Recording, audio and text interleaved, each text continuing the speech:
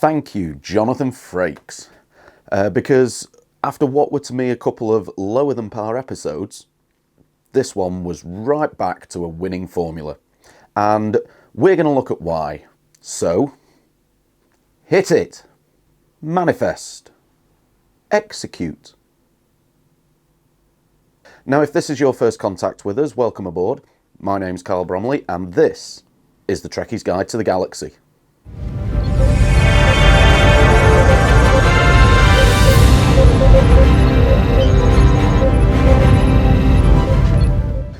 So, Star Trek Discovery Season 3, Episode 8, The Sanctuary, written by Kenneth Lynn and Brandon A. Schultz, and directed by Trek veteran Jonathan Frakes.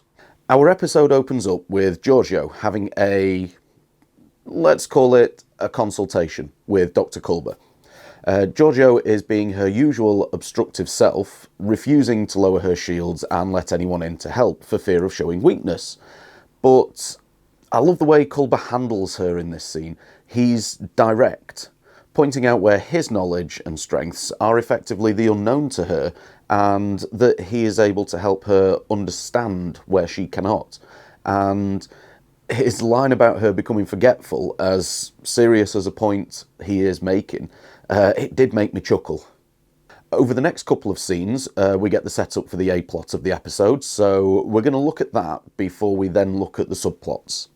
Osyra is finally revealed to us, and she's pretty ruthless, sending her own nephew to his death for allowing Buck and Rin to escape. And it appears she did the same thing to his father, of course, her brother. Buck informs Michael that his brother has contacted him and that he needs to return home to Kwejian. They and Saru manage to talk Admiral Vance into allowing them to go, despite Vance's reservations about not having the resources to go and help. Now, the other scene near the start of the episode that focuses on the Burn origin point is probably something that I'm going to cover in a separate video.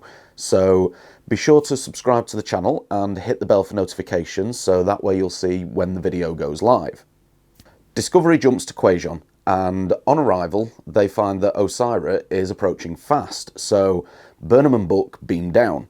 The planet's got a defence system which scrambles signals, so they're basically on their own.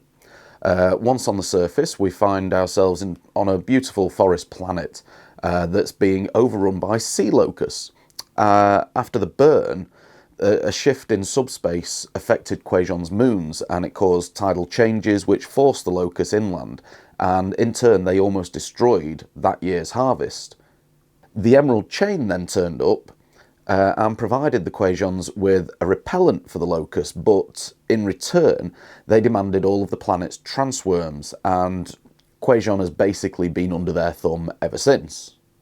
Buck then demonstrates his unique telepathic abilities, like we saw back in the first episode of the season, explaining to Michael when she asks that he doesn't control creatures with his abilities and tell them what to do, he's simply able to ask. And this represents a side of Star Trek that hasn't really been focused on for a long time, so I'm glad to see that conservation and living alongside nature is back in the stories. So Buck and Burnham find themselves surrounded, and at the end of several rifles, it turns out to be Buck's brother, Kahim, although this doesn't really seem to be a bonus at this point. They're taken to Kahim's house, where he and Buck exchange a few choice words. And it may not be immediately obvious, but to me, they do both come across as men of integrity. Buck has obviously stuck to his principles of protecting the wild creatures of his home planet, whereas Kahim has made it his responsibility to protect his home planet. The problem with the latter is that in order to do so, he's had to seemingly turn his back on his own principles. But in a way, I feel for him. I guess at some point most of us have been at odds with our own principles and the course of action we feel we need to take for the protection of those that we love. And during this back and forth, Buck hits Kahim with some home truths about just what he's given up in order to stay in Osyra's good books.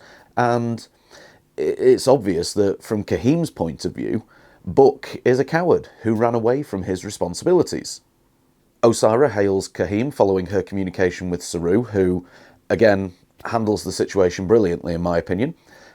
He didn't really have much impact on Osyra, however, he did manage to keep Discovery from an all-out conflict. And it also looks like Book did have an impact on his brother, because as much as you can see the conflict in his decision, Kahim refuses Osyra's orders to hand him and Burnham over. Osyra's wrath is instant, and she immediately begins bombarding the planet with photon torpedoes to bring down the Sanctuary's shields. And in the following action sequence, we get a great boost for Depner, which I'll cover shortly. A bit of fisticuffs between Book and Kahim, which results in them settling their differences, when Book confronts his brother with the fact that to stop him, he will actually have to hand him over, and fortunately, Kahim does stick to his principles, as he did when he faced Osyra. And my favourite part of the whole final sequence is right at the start of it. Actually, I think it's from the moment Osyra arrives on the Viridian, and that is that we get to see the bridge crew working as a bridge crew. Each individual officer from around the bridge has a role to play and a line to say and a part to the overall solution. It almost felt as if I was watching the crew on the Enterprise bridge. Now, don't get uptight about that comment. I'm by no means trying to say that this crew is comparable to what I consider, in my opinion, is the best crew in Trek. But what I am saying is that we finally got to see everyone on the bridge properly working together.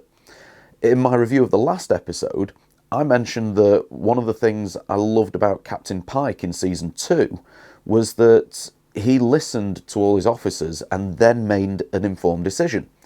And that's exactly what Saru did here. Everyone on the bridge had input into the solution for the situation, and it was only maybe a line each, but when you think back to any crisis situation in TNG, that's usually all any of the bridge officers did, and then Picard would make his decision on a course of action. It was almost as if the episode was directed by someone who had that experience and insight. And speaking of the director, who is himself arguably one of the best first officers in Trek history, I wonder how much influence he had with our newest first officer, Tilly, because I've got to admit, I really quite enjoyed the way she handled herself in this episode. The respect that already exists between her and Saru, it's immediately shining through, and I loved the little morning briefing walk with the pair of them, especially the part about the ongoing matter. Because let's not forget, Saru is also still new to his role, but it showed in this episode that he is starting to think like a captain and not just follow instructions when, despite Admiral Vance's orders not to get involved, he and the crew find a way to circumvent the orders without technically breaking them.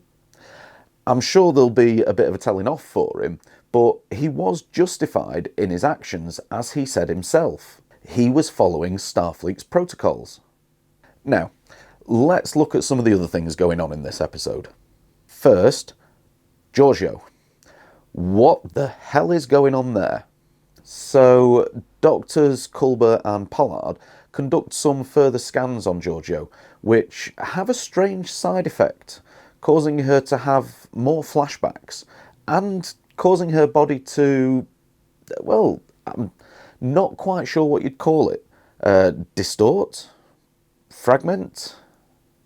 Well, whatever you call it, it certainly can't be a good thing. These flashbacks, possibly repressed memories, are having a severe effect on her health, and Culber pulls no punches in explaining that. Unfortunately, this is pretty much all we learn in this episode, but I think we'll probably be seeing a Giorgio-based episode very soon that this little bit is the setup for. As for Depner, it looks like she's managed to turn a corner in dealing with her trauma. When her and Rin take Book's ship to attack the Viridian, She finds it difficult at first, but then when Rin explains about his standing up to Osyra, she realises that the only way to face your fears is head on, and she takes the ship off auto and takes full manual control.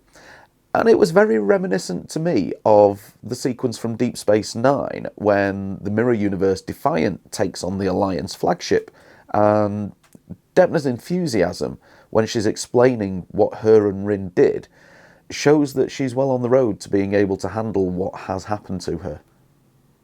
Now let's look at what's happening with Osyra. Well, in this episode, we get them telling Stamets they haven't ever really felt like a her, and that from now on they want to be referred to as they and them. And there might be those that say the writers didn't give the moment enough emphasis for what could have been seen as a big occasion, Star Trek's first regular non-binary character coming out. But you know what? For someone like me at least, who, I'll be honest, isn't very well informed on the etiquette for this, it was just enough. And I think also it was extremely well presented, because it was just a quick conversation between Osyra and Stamets. No big song and dance, and that's the way it should be, because it helps normalise the conversation. And the more we can do that, and the more we can show acceptance for people, the better life will be for all of us. We also find out that they're beginning to worry, because Gray has stopped speaking to them, and it came across to me as the perfect metaphor for anyone who struggles with the different parts of their personality and is trying to figure out who they are in themselves.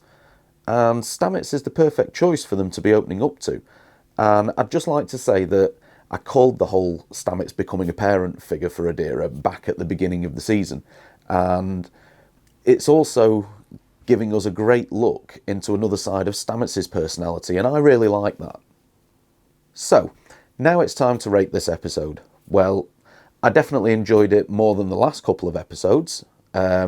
It feels like it's gone back to the formula they were using over the first 4 or 5 episodes, which I thought were really good. Lots of little snippets for each of the characters to develop their stories further and to help us get to know them more. And in the first 2 seasons of Discovery, that was something that often felt missing, so I'm glad we're getting back to those. We get some great little action sequences, although if I'm going to be picky, I think that some of the shots of Buck's ship during the battle with the Viridian, which I've just realised is an Easter egg linked to the movie Star Trek Generations, they could have been a bit of a wider angled shot and let us see more of what was going on, rather than so many shots just of the window of the ship with bits around the edge.